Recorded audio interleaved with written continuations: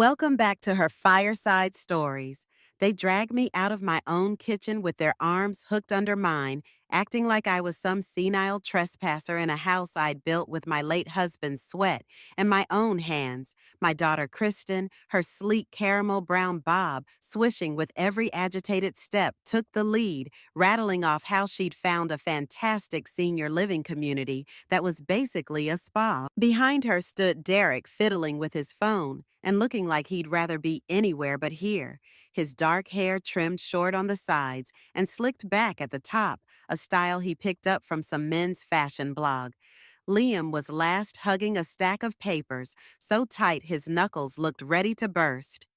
And me, my name is Edith Golding, 71 years old, short curly silver hair that I keep pinned back with bobby pins, and an unwavering streak of stubborn pride coursing through my veins. They came in right after breakfast, the smell of scrambled eggs and buttered toast still in the air. Kristen tried to make it sound gentle. "Mom, we just want what's best for you." But I could feel the condescending hush in her tone. Derek and Liam hovered at the edges, nodding like bobbleheads. I'd just finished pouring coffee into 4 mugs, thinking we'd have a cozy little family chat around the table. Instead, I got blindsided by a speech about letting go of the house and downscaling because apparently I couldn't be trusted to manage my own bills anymore. The more they spoke, the more I noticed how much distance had grown between us, like an entire canyon had opened up in our relationships. The house I'd loved so fiercely, the place where my late husband Gregory and I raised these kids, was now being discussed as a property, a real estate asset, a potential windfall. I remember my pulse pounding in my ears as I looked from one child to the next. When did they turn into these strangers? Kristen in her tailored blazer, Derek in crisp slacks, and Liam in that too neat button-down. I wanted to laugh at the insanity of it, but tears pricked the back of my eyes. They said they already had the papers drawn up that I needed special care, and this new facility in the hill country was just perfect for me. My throat felt tighter than a clenched fist. They had everything planned. My move, my new room, even who would take over the sale of my home. That's when I realized this wasn't a request. It was a done deal. "Mom, please just sign the paperwork." Liam said, his voice trembling slightly. He'd always been the soft-spoken one, with a wave to his hair that matched his gentle demeanor. But even he was on board with this. "It's for your own good," he insisted, sliding documents across the table. The rustling of paper felt louder than thunder in that silent kitchen. I stared at the words on the page, words about financial power of attorney, medical guardianship, and the authority to handle my property. My property. They wanted me out of my own home under the guise that I was forgetful and unstable, that I needed round-the-clock support. I looked to Derek, hoping he might break ranks. He'd always been more carefree with a mischievous grin he used to flash when he was a boy, but that grin was gone. He wouldn't even meet my eyes. "The house is too big, Mom," he muttered. "We're just trying to make sure you're safe." Then came Kristen, eyebrows pinched and arms crossed over her chic blazer, telling me how the new place had art classes and massage therapy, as if that would soothe the betrayal crushing my chest. I remembered the first time Gregory and I stepped inside this house. The floors creaked in the foyer and the wallpaper peeled in the upstairs bedrooms. We didn't care. We were young and in love, the type that still danced in the living room after the kids had gone to bed. Over the decades, Gregory spent every spare moment fixing it up, turning it into the cozy sanctuary we called home. When he died, that house became my lifeline. Every picture on the wall, every scratch in the floor told our story. And now my own children wanted to rip it away from me. My hands shook as I touched the pen, and for a split second, I almost signed. Part of me was tired. Tired of being brushed aside, tired of feeling like I was a burden. Maybe it would be easier just to give in. But then I felt a surge of anger. They were stealing not just my house, but my dignity. My lips pressed tight. I slammed the pen down. No, I said, my voice trembling but resolute. I'm not signing a thing. And that's when Kristen's face hardened and she said, You already did, Mom. Remember that paper you signed after your fall last month? It gave us medical power of attorney. My stomach twisted into knots. I realized with a jolt of horror that they had outmaneuvered me. I didn't remember signing over any rights, but looking back, I recalled Kristen visiting me after I slipped on the porch steps. She brought a folder of papers, saying it was just routine medical stuff. My eyesight had been blurry from the concussion, my mind foggy with pain medication. I'd trusted her. Now I saw that was a mistake. The tension in the air was suffocating. The kitchen felt too small, the walls closing in on me.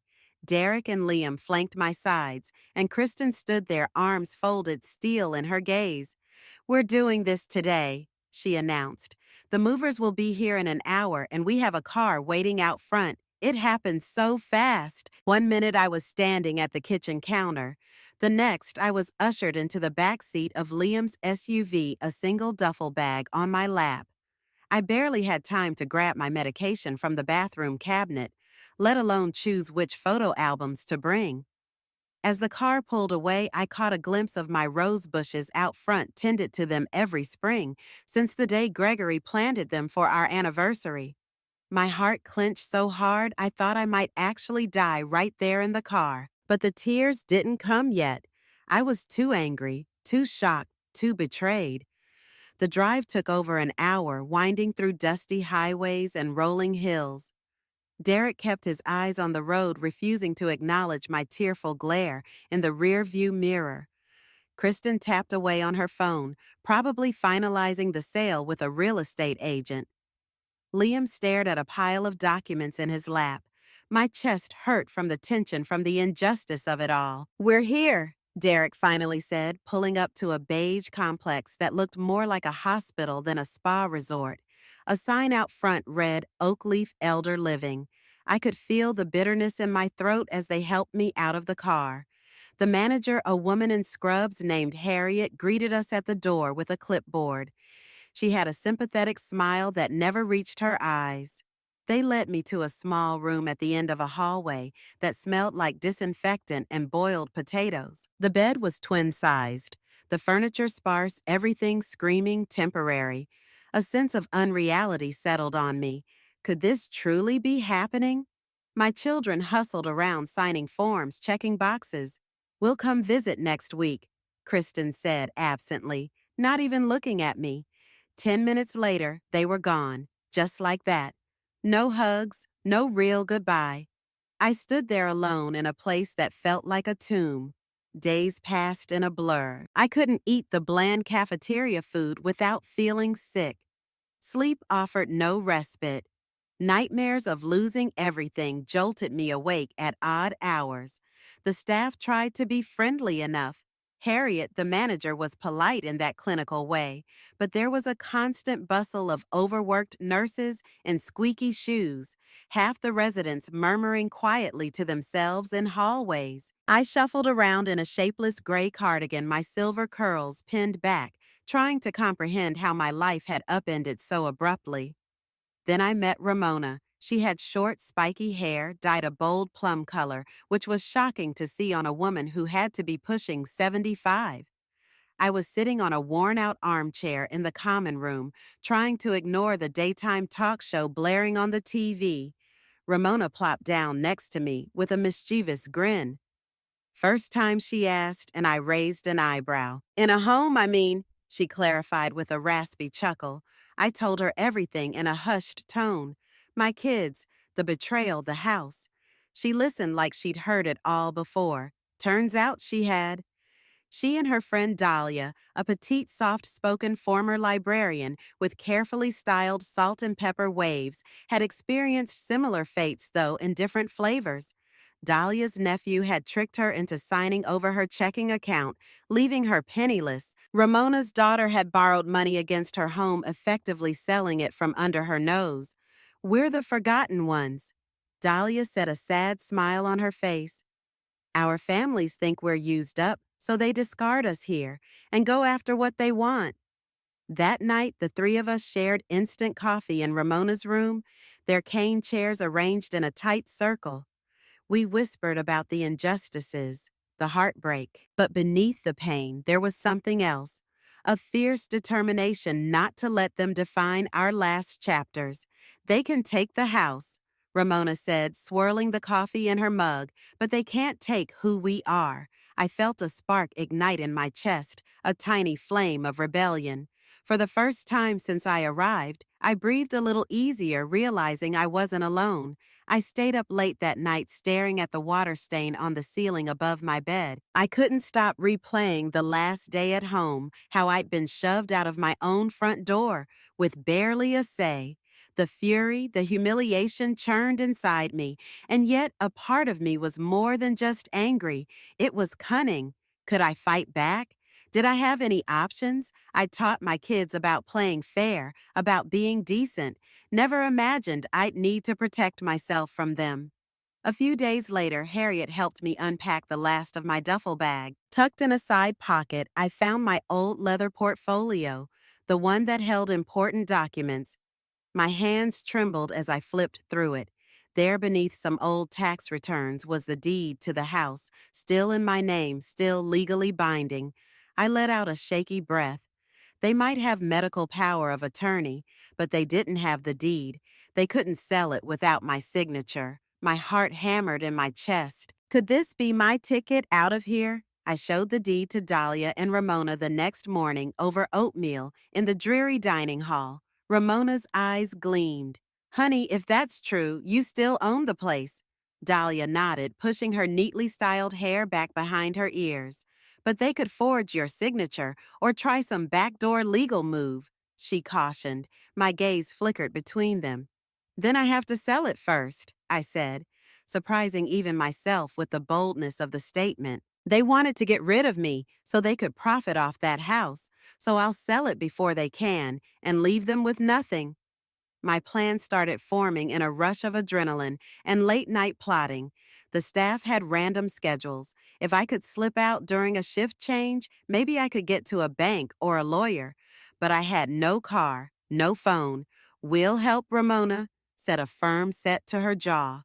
Dahlia used to be a librarian. She can do research. I might have a friend outside who owes me a favor. And so, in the fluorescent-lit hallways of Oakleaf Elder Living, our little rebellion was born. For days we whispered and schemed, passing notes like schoolgirls. Dahlia, with her librarian's knack for detail, found a pro bono real estate agent who specialized in helping seniors avoid scams. Ramona called in a favor from an old acquaintance. Turns out she'd briefly dated an attorney decades ago, and he was still practicing. We formed a plan the moment I could arrange a buyer. I'd slip out of Oakleaf, sign the papers, and wire the money into an account only I controlled. I'd leave just enough of a paper trail to show the sale was legal, but not enough for my kids to intercept. We had to be careful. One slip up in Harriet or one of the nurses might catch wind and alert my children. Medical power of attorney might not entitle them to my property, but they could complicate any big financial moves if they suspected I was mentally unfit. My stomach churned every time I passed the front desk, imagining how quickly that phone could ring with a heads up to Kristen. Speaking of big moves, if you're enjoying this journey so far, make sure to subscribe to our channel. We share stories of resilience, triumph, and well-earned revenge every week, and we don't want you to miss a single episode of good old-fashioned comeuppance. That weekend, I managed to sneak into Harriet's office while she was at lunch. I used her landline to call the agent, a patient woman named Beatrice, who spoke in a reassuring tone. We hammered out the details of listing the property. She said the market was hot, and if the house was in decent shape, we could get a good price. "Are you sure you're ready for this?" she asked gently. "I've never been more sure," I whispered. My pulse pounded as I hung up. Over the next week, Ramona covered for me during bingo sessions so I could slip off and check the public computer in the rec room. Dahlia helped me memorize phone numbers, legal forms, step-by-step instructions for a wire transfer. My nerves were shot, but every time I felt doubt creeping in, I pictured the smug look on Kristen's face. When she told me about my new life in Oakleaf, I pictured Derek and Liam rummaging through my possessions, labeling me too old to matter. It fueled my resolve like kindling on a fire. The night before my planned escape, I couldn't sleep.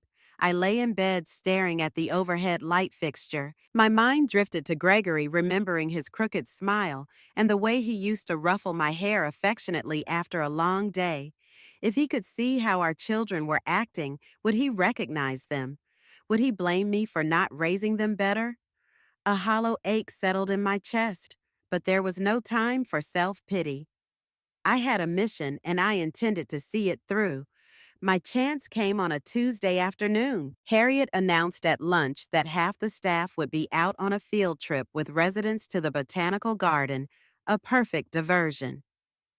Ramona feigned a sudden interest in horticulture and insisted she needed staff assistance to get on the bus, tying up their attention. Dahlia stationed herself at the nurse's station, chatting up an aide about an author talk happening in the community room. Meanwhile, I snuck into Harriet's office, holding my breath as I slowly turned the doorknob. The keys to the facility's courtesy van were in the top drawer we'd planned for me to drive out the back exit. While security was minimal, my hands trembled, but I steeled myself. I dashed out to the parking lot, found the ancient white van with Oakleaf Elder Living stenciled on the side, and slid behind the wheel. It had been years since I'd driven anything but my old sedan, but desperation sharpened my instincts, gunning the engine. I pulled out, praying I wouldn't see Harriet or some staff member waving frantically in the rearview mirror. 15 nerve-wracking minutes later, I was on the open road. I'd memorized the route to Beatrice's office, repeating street names like a mantra. When I finally parked outside, my heart hammered so loudly I could barely think. Beatrice greeted me like an old friend. "Let's get this done quickly," she said, ushering me in. Her office smelled of fresh ink and possibility. She had the necessary papers ready, and I signed with a sense of triumph that nearly brought tears to my eyes. This was my house, my choice, my final stand. We scheduled the listing to go live the next day. Driving back was trickier than leaving. If Harriet discovered the missing van, I'd be in trouble. So Dahlia had come up with a plan. She borrowed a friend's car, someone who lived near the facility, leaving the courtesy van with them temporarily. I'd slip in through the back door, stash the borrowed car keys in Ramona's walker pouch, and then feign innocence. The switch went smoother than we dared hope. By late afternoon, the staff was none the wiser. I returned to my modest, antiseptic-smelling room, adrenaline surging through my veins. I didn't even mind the stale cafeteria turkey they served at dinner. The next morning, I woke to a commotion. 2 residents were squabbling over a seat by the window in the common room, voices echoing down the hall. I slipped away to the recreation center, logged into the public computer, and saw an email from Beatrice's home listed successfully. Interested buyer wants a viewing. ASAP, my heart soared. I typed a quick reply instructing her to proceed and to keep all communications to email, no phone calls.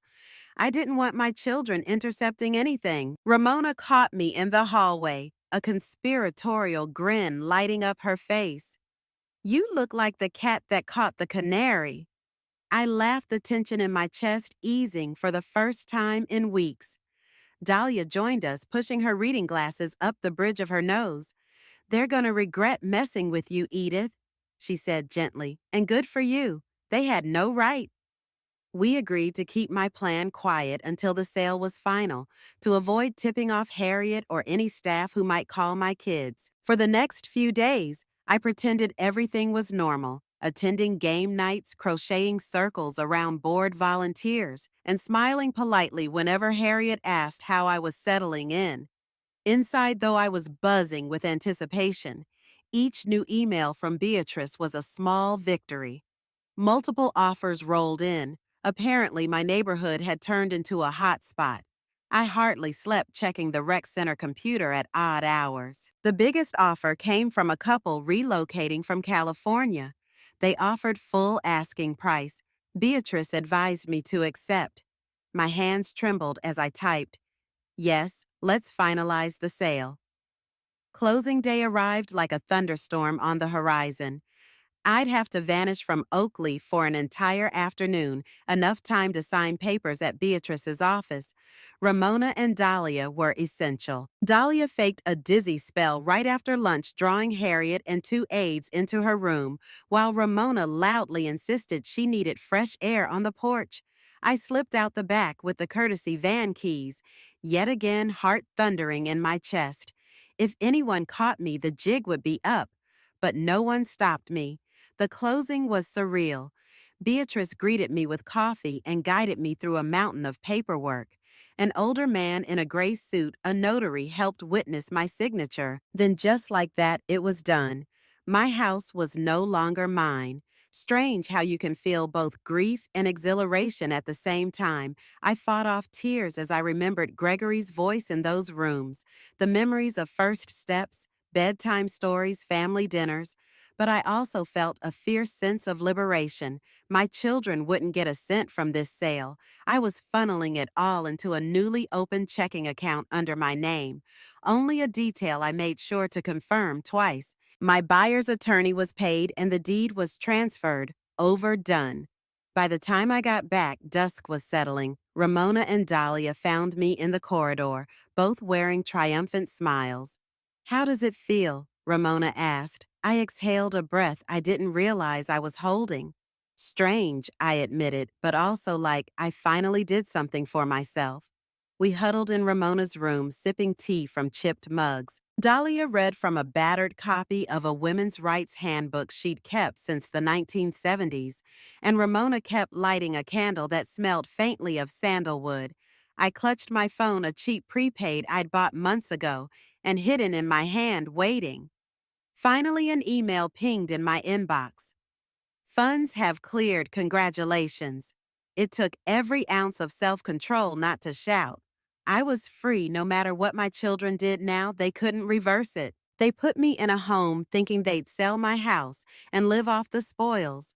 Instead, I sold it myself and left them with nothing. Where are you listening from, dear friend? I'm here in my cozy little studio in Vermont.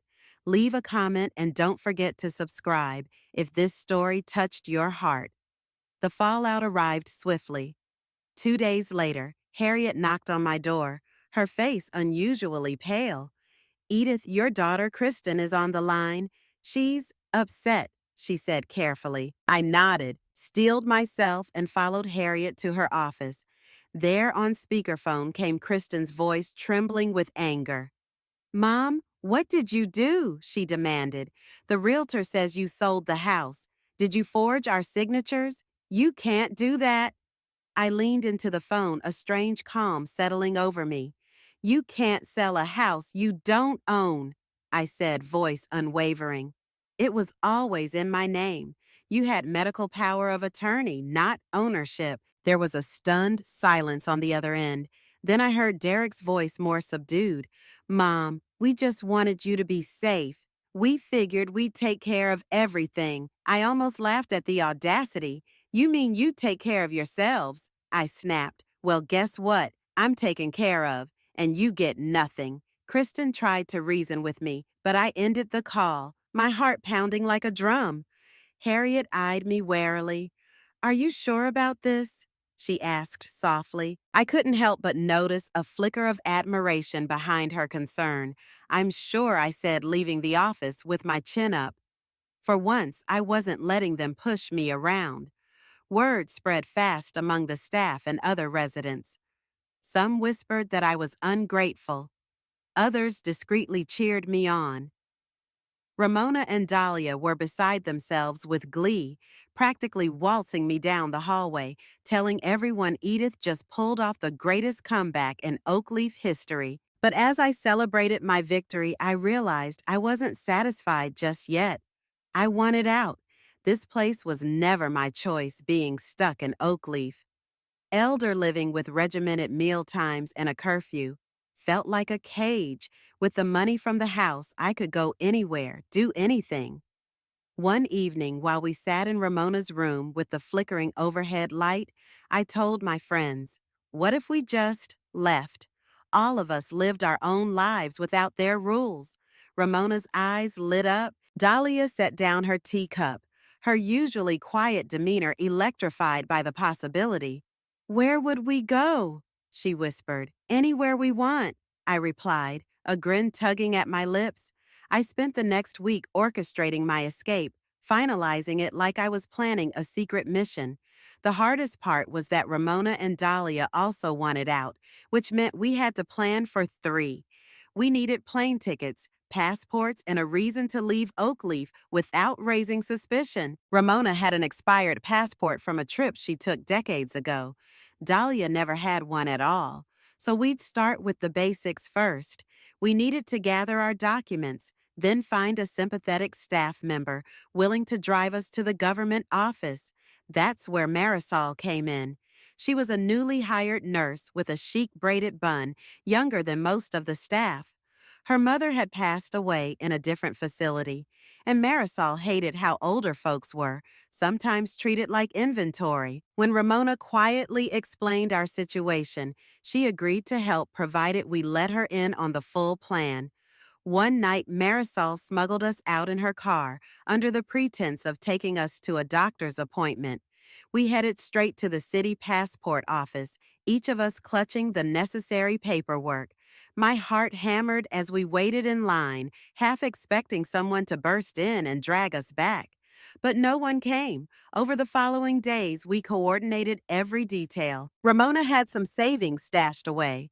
Dahlia collected her Social Security checks directly, and I had the full proceeds from the house sale.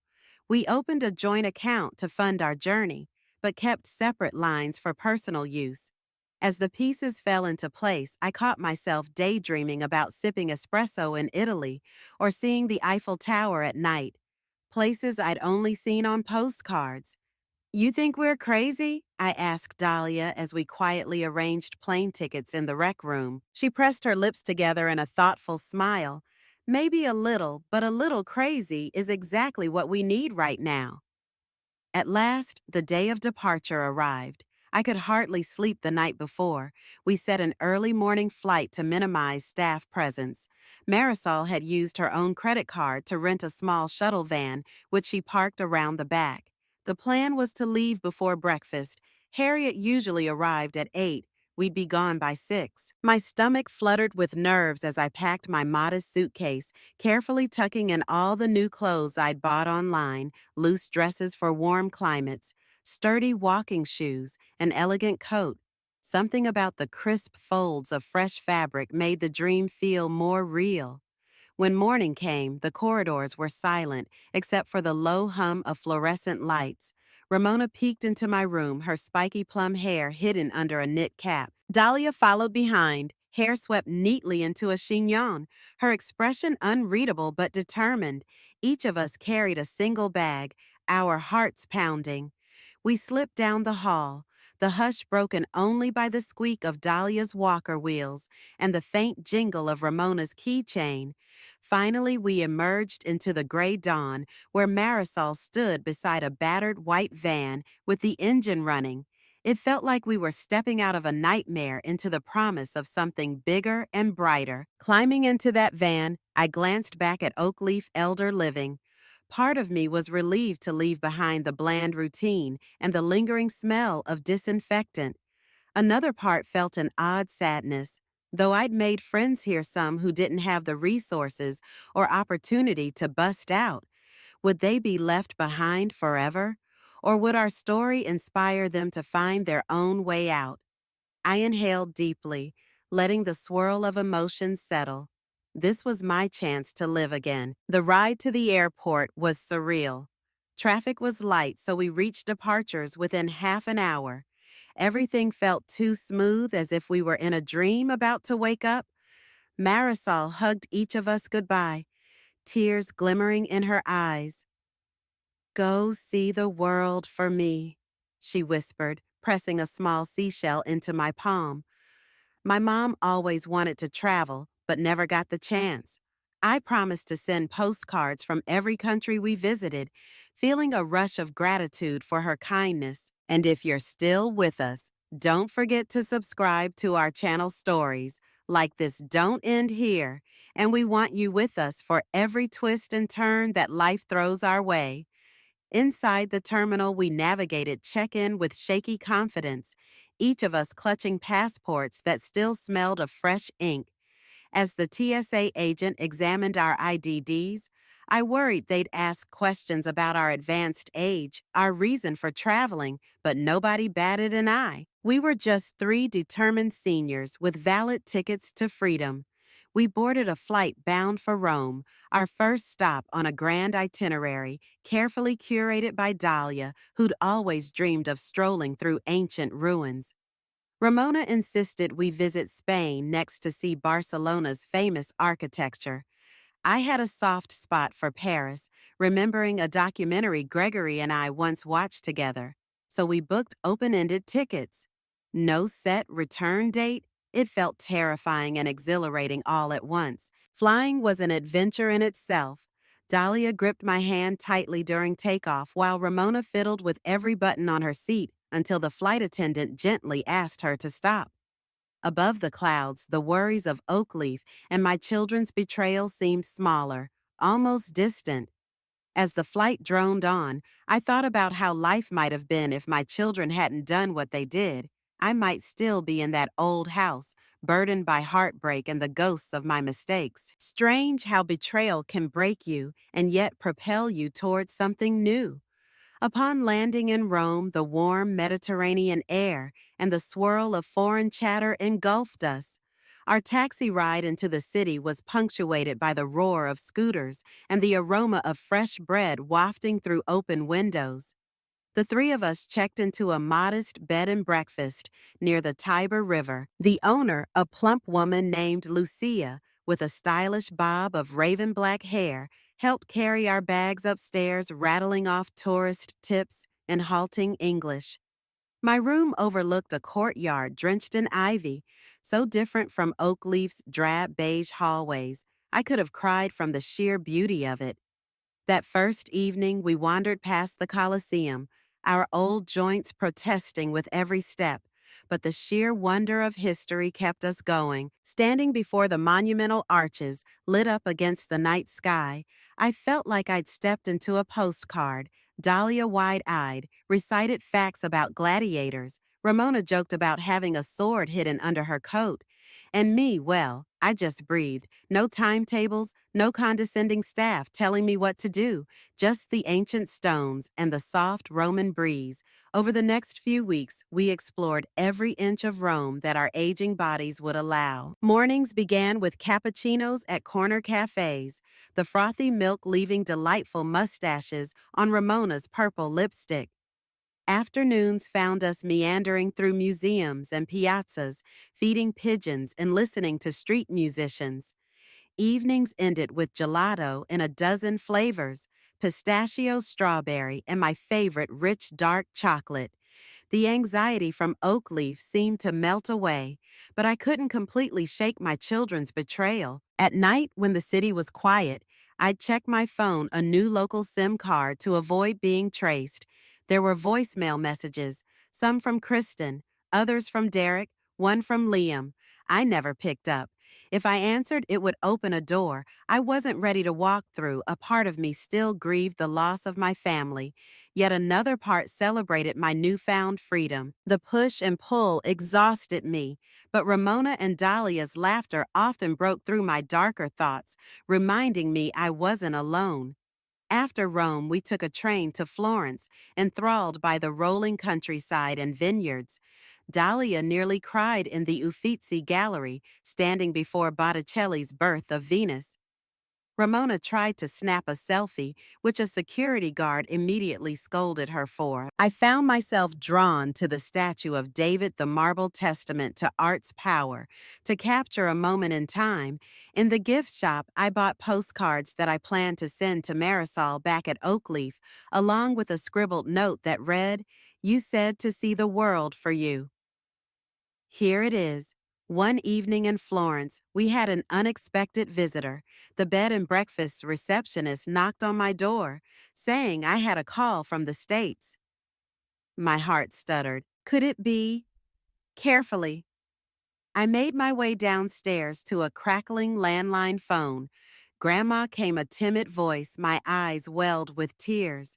It was my granddaughter, Emily Kristen's only child, now 16. She sounded shaken.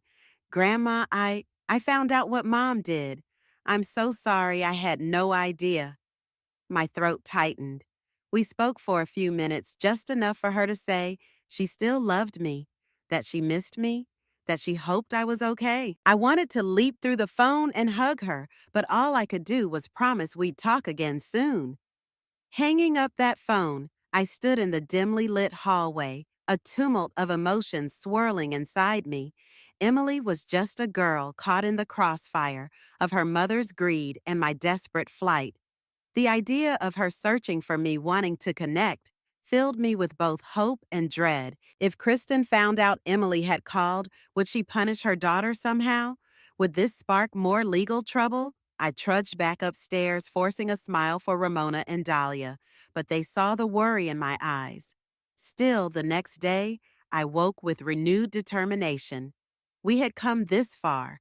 I wouldn't let guilt or fear rob me of this second chance at life. Dahlia suggested we move on to Venice, a city she'd always dreamed of seeing. Ramona was game, so we packed our bags once again. A few days later, we were gliding down the Grand Canal in a vaporetto, marveling at palazzos rising straight out of the water. Venice felt like a labyrinth of old secrets. Narrow alleyways, hidden bridges, the echo of footsteps on ancient cobblestones. We found a tiny pensione near Piazza San Marco, run by an elderly couple who recognized the spark in our eyes. The wife, Sophia, had wavy silver hair pinned up with ornate clips, reminding me of how Gregory once said I should accessorize more. She fussed over us like a mother hen, bringing extra blankets and homemade pastries. In the evening, the three of us ventured out to watch the sunset over the lagoon, the sky blazing pink and orange. Time seemed to fold in on itself there, each hour a treasure. One evening, we huddled at a wooden table in the pensione's small courtyard. Ramona and Dahlia were absorbed in a game of cards while I discreetly checked my email on my phone. My jaw dropped when I saw a message from an investigative journalist claiming she'd heard rumors of an older woman who sold her house from under her ungrateful children and vanished. She asked if I'd be willing to share my story. For a moment, I considered ignoring it. Then I thought of Emily of Marisol, of every woman who might need to hear that age doesn't mean surrender. My hands shook as I typed a reply. I'll talk. We arranged a video call with the journalist, a sharp-eyed woman named Felicia who sported a short platinum blonde pixie cut, sitting on a bench beside a Venetian canal. I recounted the tale of how my kids had conspired to put me away and profit off my home, how I'd turned the tables by selling it. First, Ramona and Dahlia chimed in, sharing their own stories of betrayal. We laughed about our midnight escapes and near misses tears forming when we spoke of the heartbreak that spurred us to action. Felicia listened intently, nodding at key points, promising to do our story justice. A week later, her online article went live, titled Not Done Yet: 3 Women Who Refused to Be Put Out to Pasture. It described our journeys in vivid detail, how the system sometimes fails. Older people, how family greed can lurk behind sweet smiles, and how one bold move can ignite hope. Thousands of people read it, and the comments section lit up with support. Some people recognized their own stories and ours, adding that they'd been scammed, neglected, or shoved aside by relatives. Others simply cheered us on for breaking stereotypes about age. I found myself reading through every single comment late into the night, tears streaming down my face. The backlash from my children was immediate. My phone buzzed with frantic texts and calls, none of which I answered, but I did see a short message from Derek. Please, Mom, come home. We can talk. My hand shook. Did he actually want to reconcile, or was this just another angle to gain control? I pressed delete, stifling the pang of sadness. The children I once knew, smiling, curious, wide-eyed toddlers, were buried beneath years of entitlement. They had made their bed. Ramona, meanwhile, suggested we meet up with a friend of hers in Barcelona who might have a lead on a place for us to stay long term. Dahlia was eager to see the Sagrada Familia, and I was open to anything that kept us moving forward. So we booked another train, another journey, hearts both heavy and light with the knowledge we were forging new paths in our golden years. Barcelona greeted us with a vibrant clash of cultures. Gothic cathedrals next to modernist masterpieces, bustling markets, and the constant serenade of Spanish guitar in narrow streets. Ramona's friend Ezequiel turned out to be an art dealer who rocked a shaved head and a braided beard. He welcomed us into his spacious loft with open arms, guiding us to a trio of comfortable couches set against a wall of floor-to-ceiling windows. The city sprawled out below a tapestry of warm-colored rooftops and zigzagging alleys. He poured us glasses of sangria as he listened to our stories, nodding thoughtfully. In my culture, he said with a wry smile, family is everything, but I guess it's not always that simple, eh? We clinked glasses in quiet agreement. Dahlia soon convinced Ezequiel to take us on a whirlwind tour of Barcelona through the Ramblas into Park Güell, where Gaudi's whimsical designs delighted us, and finally to a tiny local eatery where we gorged on tapas. For the first time in years, I felt alive in every sense, tasting new flavors, hearing new languages, and laughing like a carefree girl again. Still, the calls from the States kept pouring in. Emily left another voicemail. Grandma, I miss you. I wish I could be there with you. My heart pinched. She sounded so sincere, so removed from the cruelty of her mother's schemes. Part of me yearned to fly back, scoop her up and protect her from the world. But I had to be smart. My children had proven they'd stoop to legal trickery. If I returned without a solid plan, they might trap me again. One morning, Ezequiel mentioned that a Spanish TV network had contacted him after reading Felicia's article. They wanted an interview with the runaway ladies, as they called us. At first, we balked at the idea of more publicity, but Dahlia argued that shining a light on these issues could help countless others. We sat down for the interview at Ezequiel's loft overlooking the city. The anchor asked us about the challenges of being older women, traveling alone, the fear of running out of money, or facing health problems abroad. I replied with tears glistening in my eyes, I'd rather live fully for 1 year than spend 10 more locked in someone else's cage. The segment aired a week later, and soon we were receiving emails from people all over the world, some praising our bravery, others sharing stories of their own heartbreak. The common thread was a desperation to break free to claim life before it was too late. Meanwhile, my children's voices grew quieter, almost as if they realized I was beyond their control. The only repeated messages came from Emily, who was living in tension with her mother and uncles. She begged to see me. She wrote that she felt betrayed too, learning how her family had treated me. Each time I read her messages, my resolve softened a little more. We decided it was time to move on again. Ezequiel hugged us goodbye, urging us to return any time. We hopped a plane to Lisbon, drawn by the promise of pastel de nata and the city's pastel-hued neighborhoods. Lisbon was a revelation, steep hills, rattling trams, and brilliant murals at every turn. We stayed in a snug apartment near Alfama, where the distant strains of fado music drifted through the cobblestone streets at night, lamenting love and loss, and soulful notes that resonated deep within me. If you're still following our odyssey, don't forget to subscribe for more stories like this. Life can take you to unexpected places when you embrace change. We're living proof that it's never too late to begin again. One late afternoon, as the golden sun dipped below terracotta rooftops, I mustered the courage to call Emily back. She answered on the first ring, voice trembling with relief. Grandma, where are you? I hesitated, glancing at Ramona and Dahlia for support. In Lisbon, honey, I said quietly. She told me she had saved some money from her part-time job and was planning to go live with her paternal aunt in Georgia. She asked if I might consider meeting her there. My heart lurched at the thought of returning to the States. But her plea was sincere, and she was the only family member who'd shown me genuine love. "I'll think about it," I promised. We ended the call, and I stared out at the shimmering Tagus River, grappling with conflicting emotions. My thirst for freedom versus my longing to protect and connect with my granddaughter. After a week in Lisbon, something in me shifted. I started to crave a new kind of adventure, one not centered on running away, but on building a future for people like us. Dahlia and Ramona seemed to sense it too. We'd spent months indulging in wanderlust, proving to ourselves and the world that we weren't too old to start over. But what if we used our experiences to help others?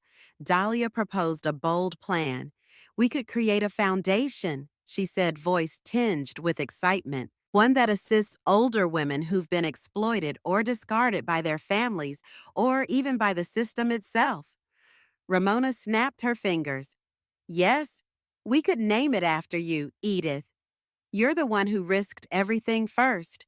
I balked at the idea of having my name on it, but they insisted. Over strong coffee in a Lisbon cafe, we drafted a sketch of what this foundation might look like: legal resources, housing assistance, a platform to amplify stories. It was ambitious, maybe even unrealistic, but the thought of turning pain into power fueled our discussions deep into the night. Within days, we booked tickets back to the States, specifically to Georgia, where Emily had found refuge with her aunt. My stomach churned at the thought of stepping on American soil again, but I also felt a surge of determination. If my children tried anything, I'd be ready. Ramona and Dahlia were with me, and we weren't playing the role of scared seniors anymore. We arrived in Savannah on a balmy evening. Spanish moss dripped from ancient oaks, and the humid air felt like a warm embrace. The city's slow, genteel charm cast a spell over us immediately. Emily waited for us in Forsyth Park, perched on a green bench near the large fountain. She had grown taller, her curly chestnut hair cut into a shoulder-length style that framed her anxious eyes. The moment she saw me, she ran forward, arms open. I held her trembling body in my arms, both of us sobbing softly. It felt like a homecoming, a reunion of two people who never wanted to be parted in the first place. In the following days, Emily introduced us to her Aunt Beatrice on her father's side, a warm, vivacious woman with a short, layered haircut and a vibrant laugh that echoed through the house.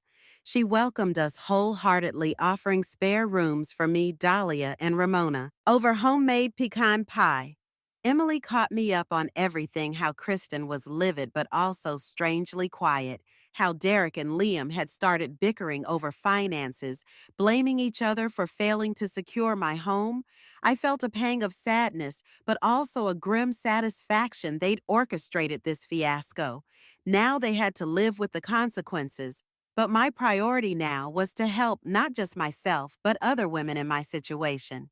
So we got to work. Ramona used her flair for the dramatic to spread the word around Savannah's senior community.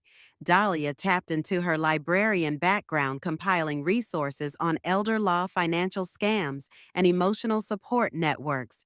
Emily, brimming with youthful energy, took the helm of social media, creating a website for our fledgling foundation. We decided to call it the Edith Golding Foundation, at least temporarily, until we found a more all-encompassing name. The site featured a tagline that made me tear up the first time I read it, because getting older doesn't mean giving up. With Beatrice's connections in local real estate, we found a small fixer-upper house on the edge of town, nestled under a canopy of oak trees. The paint peeled and the porch sagged, but we saw potential: a sanctuary for women who needed temporary housing after escaping exploitative situations. Dahlia and Ramona oversaw the renovation, haggling with contractors and personally picking out paint swatches. Emily created an online fundraiser, which somehow went viral. People from all across the country donated, leaving messages like, "My grandmother needed a place like this," And thank you for fighting for our elders. Every morning I woke up to the smell of fresh biscuits from Beatrice's kitchen, stepping onto the porch to sip coffee in the humid Georgia dawn. Gone were the days of drab oak leaf hallways and forced schedules. Now I mapped out tasks for the foundation, contacting lawyers who might volunteer their time to represent women with stolen assets. And in between phone calls, I remembered to breathe to appreciate the blooming azaleas and the slow pace of Savannah. Months rolled by in a whirlwind of permits, fundraising, and heartfelt conversations with survivors. One woman, Clara, arrived on our doorstep after her daughter threatened to take her grandchildren away if she didn't sign over her retirement account. Another, Yvonne, was evicted from her own home after her adult son took out a mortgage in her name. Their stories echoed my own, each one stirring memories of that fateful day. My kids hauled me from my kitchen. But in that shared pain, I found purpose, a sense of healing I never thought possible. Emily grew before my eyes, no longer just a timid teenager caught in family drama. She became a dedicated advocate, fielding phone calls from desperate seniors, organizing community meetings, and even speaking at a local TV station about elder abuse. The quiet determination in her eyes reminded me of Gregory, and it filled my heart with pride. Meanwhile, Dahlia and Ramona discovered newfound energy in this mission. Dahlia started writing a blog about rediscovering life after 60, her pinned-up salt and pepper hair giving her the aura of a wise sage. Ramona took her purple spike cut to new heights, literally adding neon tips to celebrate each milestone. "We might be old, but we're not dead," she'd joke while reading the latest donation updates. All the while, my children lurked in the background. Occasionally, I'd get a message from Derek or Liam, each more desperate than the last. They claimed they never meant to hurt me, that it was all a misunderstanding. I didn't respond. They had choices. They made them. Kristen tried a more aggressive tactic, threatening to sue me for emotional distress. But the Foundation's pro bono lawyer laughed it off. For the first time, I felt truly protected by the law, by friends, and by my own resolve. Remember, if you've come this far, it's time to hit that subscribe button. Our journey is proof that no matter your age, you can still fight back, build anew, and find people who respect your worth.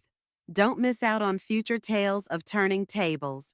At last, we completed the renovations on our safe house and hosted a grand opening.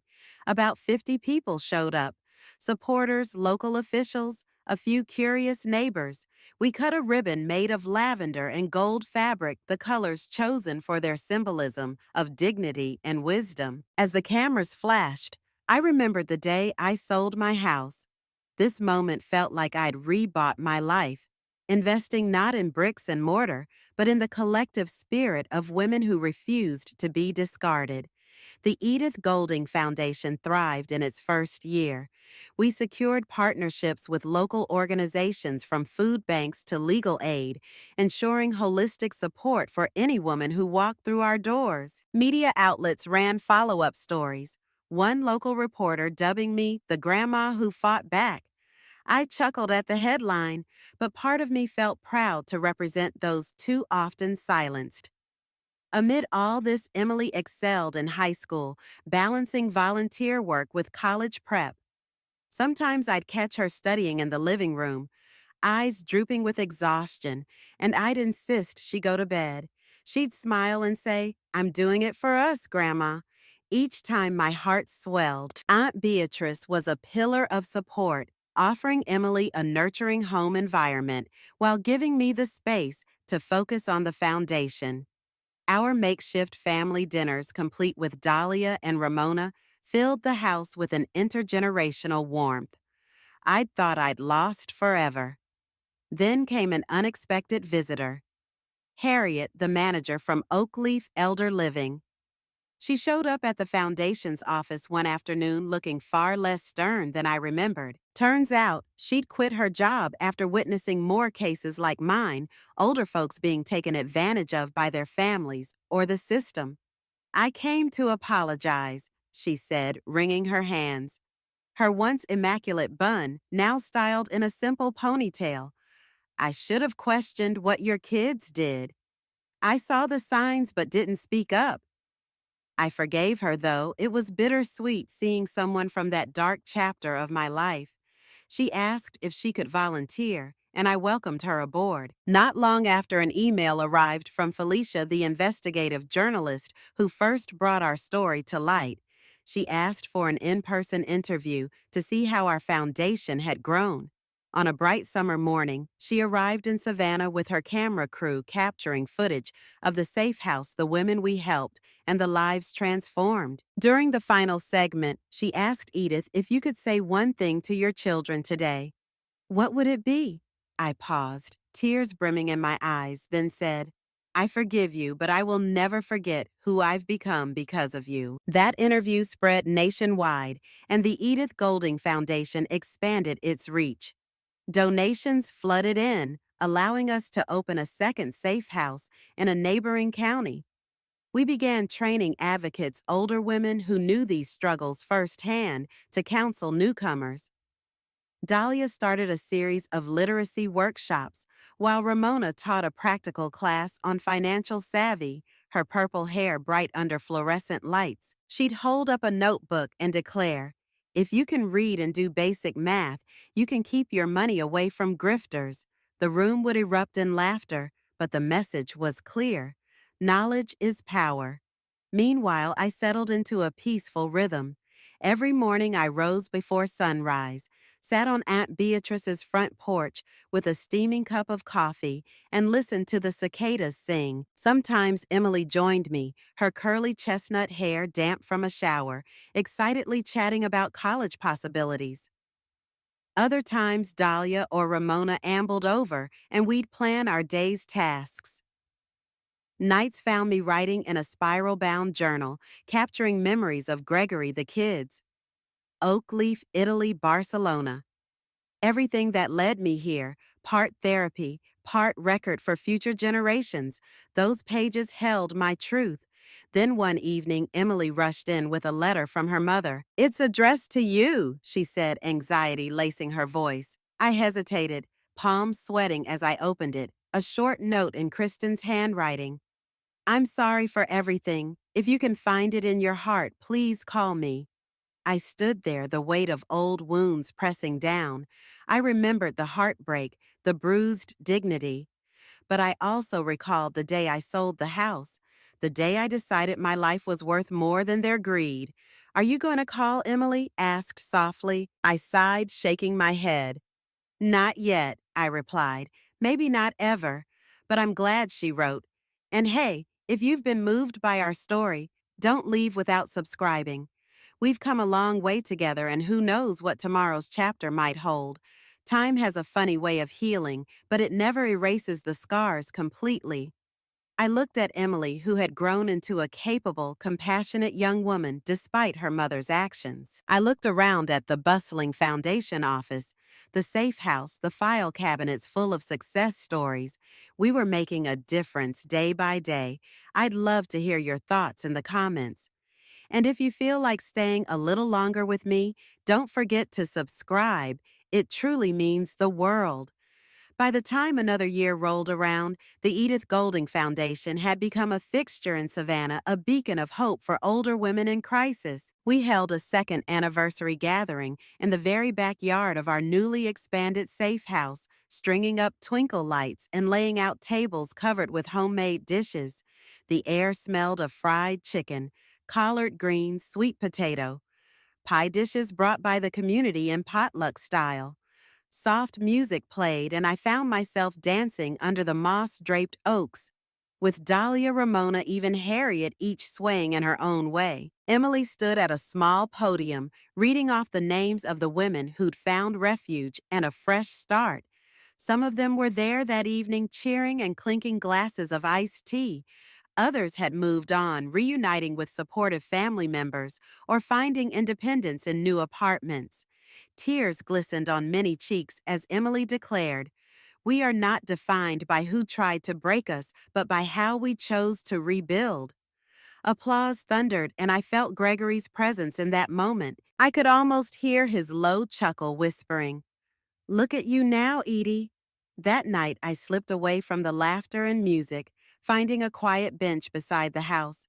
The crickets chirped and the last glow of sunset lingered in the sky. I thought of how my journey began, forced into a nursing home, stripped of my autonomy. My own children, the people I had given my life to, tried to relegate me to the shadows. Yet here I was, stronger than ever, forging a legacy I never imagined. The hush of the evening wrapped around me, and I closed my eyes, breathing in gratitude. I hope you've enjoyed this long-form story of survival and rebirth. If you haven't already, please subscribe to our channel. This has been a testament that age isn't an expiration date, but a stage of life where we can still shock the world and ourselves by doing the impossible. Yes, they put me in a home, but I sold the house right from under their noses. And what I gained in return wasn't just money or revenge, it was freedom, dignity, and a bond with the people who truly matter. We're not done yet, and neither are you. Here's to new beginnings at any age. Thank you so much for joining me today at her Fireside Stories. I hope you enjoyed this remarkable journey as much as I enjoyed sharing it with you. Edith's courage shows us all that it's never too late to reclaim your life and dignity, and that sometimes the greatest victories come after our hardest battles. Did you expect her story to end this way? Share your thoughts and reflections down in the comments, and please let me know where you're listening from. Connecting with listeners like you truly makes my day. Remember, your voice matters here. If you haven't subscribed yet, please consider clicking that subscribe button. It helps support the channel and ensures you won't miss future inspiring stories of strength and transformation. Until next time, stay warm, stay hopeful, and keep the fire of inspiration burning bright in your heart.